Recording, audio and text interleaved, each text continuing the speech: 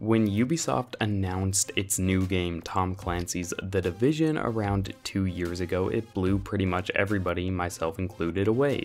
The graphics were nothing short of beautiful, and the footage we saw, the settings seemed actually pretty original considering it was hopping on the post-apocalyptic bandwagon, and the gameplay seemed to have some exciting prospects.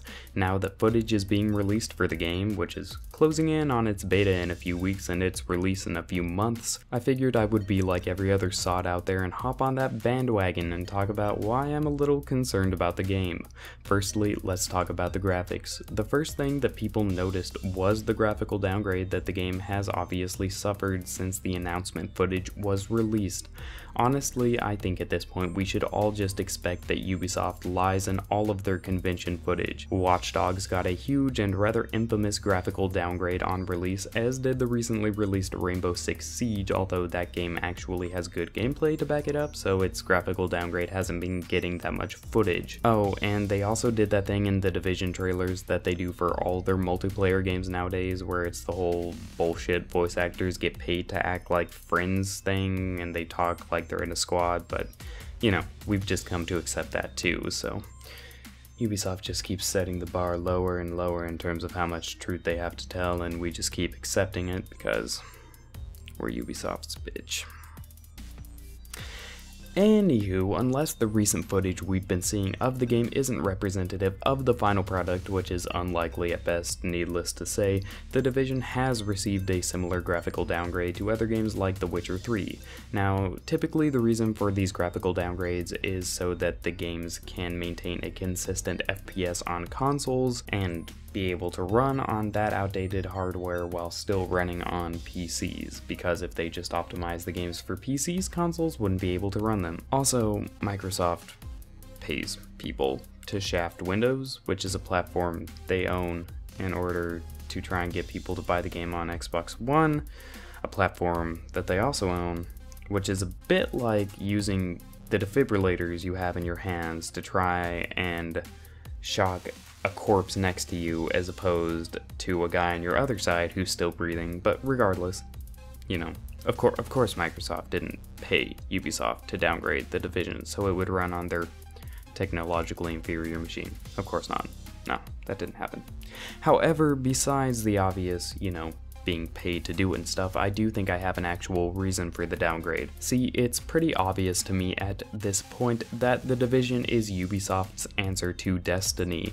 With the success Destiny has had selling in the tens of millions of copies, I'm frankly surprised we haven't seen other publishers put out more wannabe MMO type shooty games that revolve around loot. Although The Division would appear to have more substance than Destiny, and I hope to God that that's true. I mean, let's be honest, all it needs is an actual story. Zing!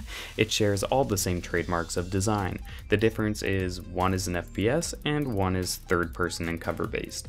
As such, Ubisoft is going for a large audience here because they're no doubt hoping this game will see similar success to Destiny. So my guess is they lied in the convention footage to get hype for the game, all the while knowing that they would have to release an inferior version so that more people could run it, ergo gaining a larger player base for the damn thing. All of this being said, I'm more annoyed about the downgrade than I am genuinely upset about it, because although it looks like textures and clothing and stuff like that have been bumped down significantly, it's also worth keeping in mind that YouTube videos do compress footage a lot, and what you see in those videos is not necessarily totally representative of the game. So although I'm not denying the game has been downgraded significantly, it still looks like it's going to look okay.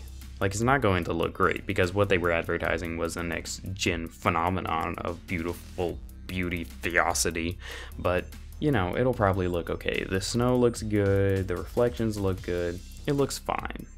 Look, believe me, I hate Ubisoft as much as the next guy, but I do think it's a little unfair to say the game looks like complete shit. It just looks like, you know, slight shit.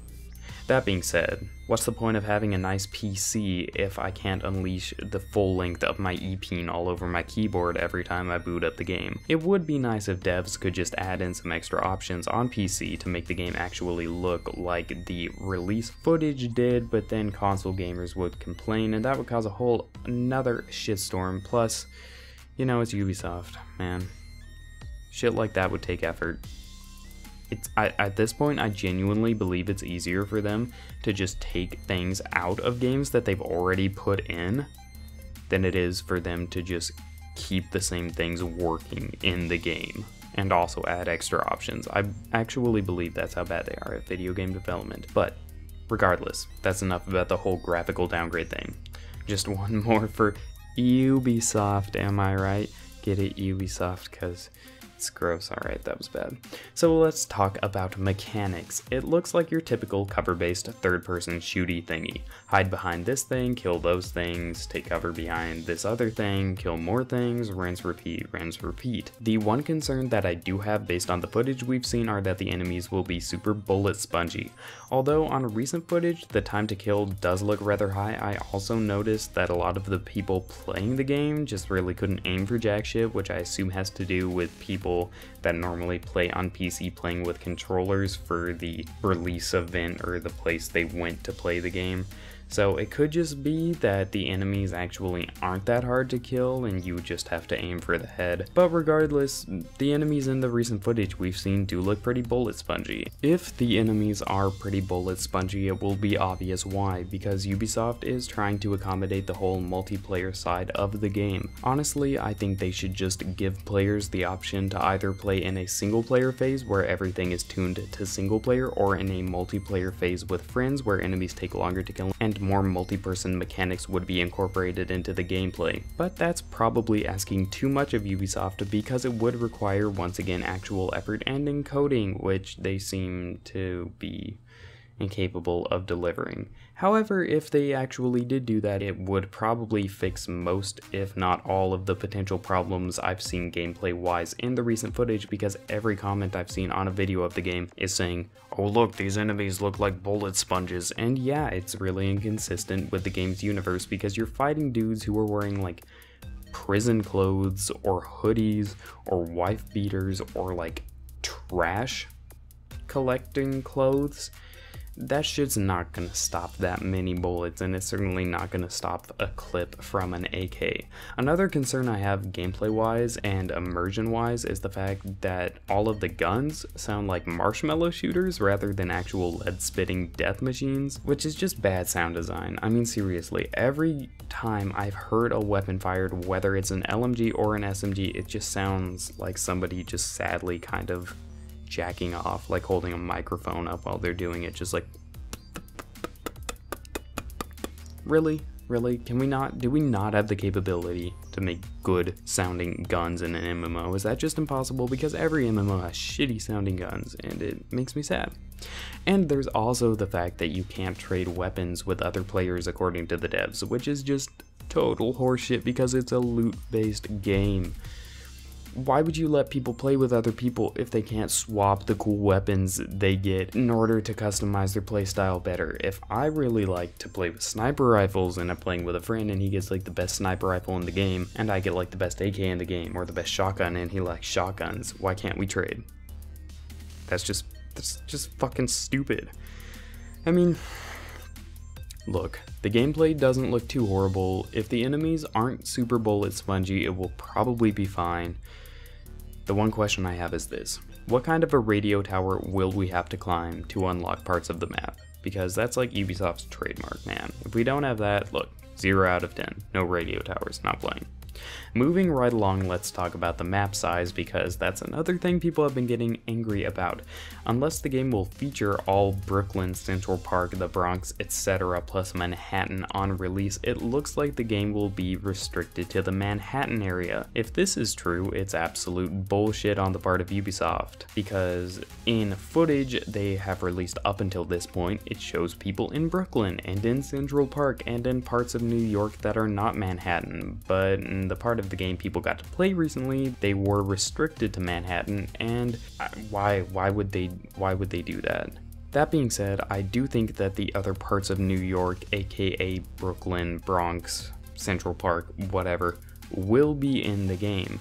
And the reason I'm saying this is because a YouTuber named Marco Style, who you should definitely check out, had one of his videos where he was kind of sleuthing out the locations they'd shown in the trailers and comparing them to real life places in New York. And he found one of the places in Brooklyn that was shown in an E3 trailer. Now this video was shared by Ubisoft, and this was this year. So why would they do that if they didn't intend to have Brooklyn in the game? I don't think they would, because that's actually just like corporate suicide. That's a level of corporate idiocy and just needless keeping people in the dark that I don't want to believe any company is capable of. So I'm guessing those parts of the map will either be available on release, or more than likely I'm guessing there'll probably be some sort of a DLC package. That would make total sense.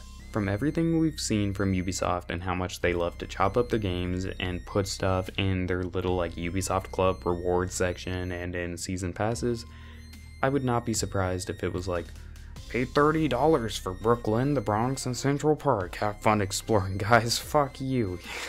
Just bend over. Alright, thanks. Ultimately, though, I think that the thing that will kill this game the most for people is probably gonna be their own hype. This is fairly common nowadays, what with mediocre games Battlefront getting hyped to all hell and them releasing and being pretty shitty. I do think if anything is really just gonna destroy this game, it will be how much it will let down people who have been anticipating it. I don't think The Division is going to be anything special. I think it's going to be another shooter with MMO elements that is centered around loot and getting cool guns. It will have poorly tacked on MMO elements just like Destiny, and it will be third person and cover based. Now, does this mean I think the game will be bad? No, I think it will be just like Destiny. Mediocre. Mediocre. Immortan Joe. Yeah, I know. I can't do the voice. I think that the game will be an enjoyable time and provide some mindless fun, but a lot of people have been putting this game on their most anticipated games of 2016 list, and I think that if they're setting the same expectations or the same bar for The Division as they are for games such as Final Fantasy 15 or Deus Ex Human Revolution, we're gonna see a lot of low scores based on the old "this wasn't what I was expecting" argument. Not that it's all the fault of the players. Ubisoft definitely shouldn't have acted like this game was the second coming of all gaming if they were really creating another multi-platform Destiny, but people who were expecting this game to be more than just Ubisoft's ripoff of Destiny, what were you thinking? It was obvious, man. The second they announced this, I was like, yep, that's Ubisoft trying to cash in on Destiny. I will say I think the setting is pretty damn cool, and if anything, that's the most compelling part of the game to me. And hey, if they can make a compelling story on release, the game will already be doing better than Destiny ever did, so, you know, there's that. I think that people saying the game will be great are wrong, but I hope they've been paid well. I think people saying the game will be shit are wrong too, and I hope they enjoy the spunk of mindless Ubisoft haters because, hey, Rainbow Six Siege was good, you never know. This game could be decent.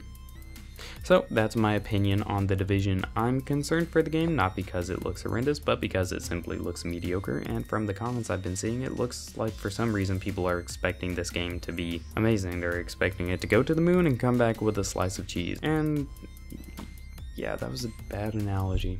I'm gonna stop doing those, I promise. Alright, if you've enjoyed this clickbait, then sub to see more like it semi-often. Right. Bye.